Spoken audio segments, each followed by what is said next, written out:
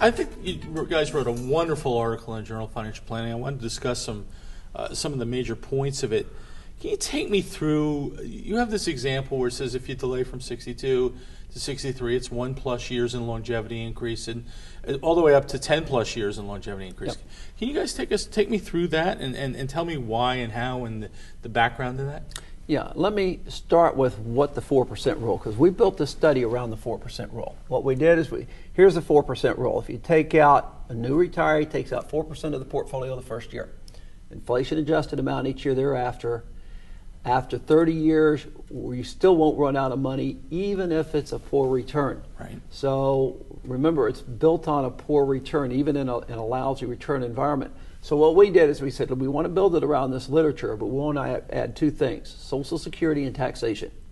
So, and you just pause there. I mean, this is what's important, is that today everyone's heard of the 4% rule, but to date, Social Security and taxes, two large components, had not been included in the literature. That's a great point. It was really simple, and the premise was if we can get more Social Security, theoretically, your money should last longer. And that gets back to your question, Ken. Yeah. So what we did is if you had a low 1.22% real rate of return, and we assume 2.5% inflation, how much could you take out? As it turns out, for somebody with $700,000 in a 401k, you could take out and spend $36,150, and it runs out after 30 years. So we use that as starting Social Security at 62. And now notice, we assumed a 30-year horizon then, and a lousy return, so only 1.22% real return. Then we just went and said, let's wait. What if you started Social Security at 64? Well, as it turns out, you would, if you live that 30 years, you get an extra $42,000 of real income from Social Security by waiting till 64 instead of 62, and that money allows your portfolio to last between 1 and 2 years longer. What if you wait till 70?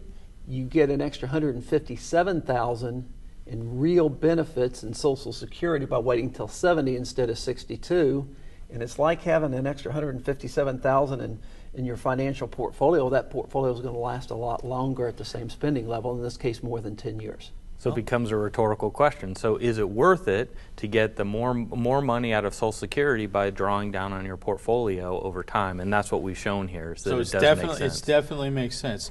And I guess you do have the assertion that it decreases with wealth. So as the person's wealth increases, the 10+ years or the 1+ years decreases. Can you explain that to me? Yeah, here's why I like to present that. Take a look at, in this case, Bill Rickenstein Inc.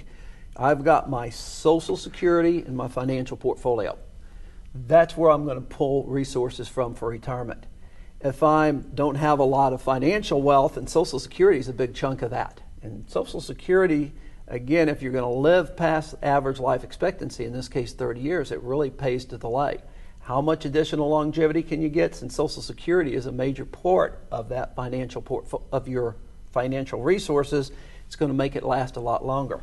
If you're wealthy, we had somebody with a $1.4 million of wealth delaying from 62 to 70 and living 30 years. You only add, it's 2+ years, but it's still 2+ years. If you take that to the logical extreme, I guess you get Bill Gates, who we can add 5 minutes to his longevity. Yeah. But I think those are the two biggest takeaways. And again, just to summarize them, Social Security represents a larger part of a mass affluence household wealth. So we would suspect that if you get more by delaying the claim, there'll be more longevity. But the corollary on the second takeaway around affluence is some people read this and say, Social Security is not important if you're a millionaire. And what we're saying is that, yeah, it's not going to add as much longevity, but it's still important. So another way to look at it is, for a husband and wife that have a primary insurance amount of $1,600, their cumulative benefits are over $1 million, $1.1 million. And the swing between going early or optimizing is a couple $100,000.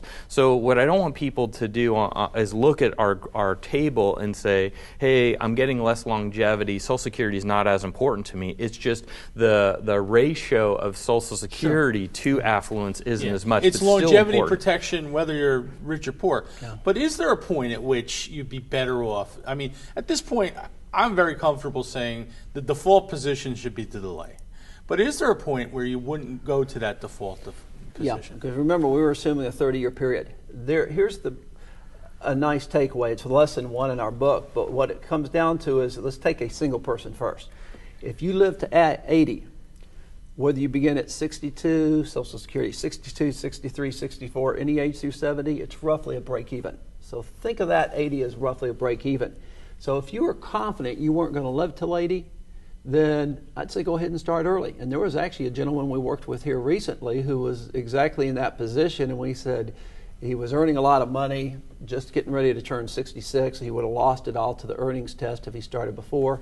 We said, no, you need to start at 66, because his life expectancy, in our opinion, was, we're pretty confident due to his health status that it's better for him to start early. But define pretty confident, though. I mean, you really want to know, because you're really risking that longevity. Yes. And if you don't know for sure, if you're not fairly, I guess we never know for sure. It's not in our hands to know that for sure. But if you're not pretty certain, you're risking the other side of it. And the other side of it is financial ruin later in retirement. The other aspect of this is this gentleman has a net worth that's well into the 8 figures. Well, I guess, Mike, I have 2 comments to this one. This is why Bill and I always say run the numbers. So even if no one knows exactly when they're going to die, but we can run the numbers to show what's at risk if you live 2 years longer or die 2 years earlier. So again, in our software and our research, we dedicate a mortality and our algorithms around that mortality to create strategies. 80 is around that magic year.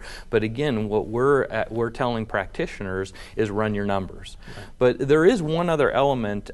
Bill's right, the mortality decision. What I'm seeing too in practice is the behavioral biases. I think that a lot of people end up looking at this decision and saying, hey, I'm just not comfortable winnowing down my money. And we may talk about that a little bit later, but I do think there might be the notion of a liquidity reserve. What is the amount of money that someone just needs to have that they're not comfortable winnowing down? And that would be another area that might override when someone should optimally take Social Security. Right. And I guess the other thing, and you and I mentioned off camera, there's also that spousal thing that'll fly in there. Right now, your client was, in our example, maybe single, or the spouse was going to be predeceasing them. Yes. So we had to factor that in as well. Absolutely, because he's a higher earner, so his benefits would go to his wife. In his case, his wife has a terminal illness, will not expected to make it beyond this year. So that was it. All right, now let me go. This is something that I'm trying to marry 2 things. Maybe they don't belong together. But I've been reading a lot of research saying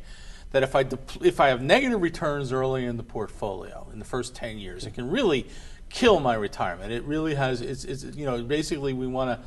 There's even some literature coming up saying let's just guard against that first 10 years in their portfolio. Yeah, the sequencing of returns is a very big issue.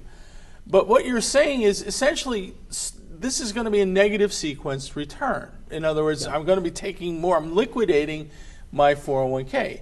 And I assume there's somewhere in lies is the extra benefit you're getting from Social Security lies in the answer. But give me the answer why here we have this new strategy, delay Social Security to increase the longevity of your portfolio. Okay. And yet you have this strategy where people would say, well, if you liquidate your portfolio through, in the other case, bad returns, the sequencing returns, it would have a disastrous effect. Why isn't that at play here? Okay, because what we did, we built this around that 4% rule. We're already assuming lousy returns, 1.2%, 2% real returns on average for 30 years. We did this as level, so we're already assuming a bad series of returns. And what happens, suppose if you have bad returns instead of good, obviously your financial portfolio is exhausted more quickly.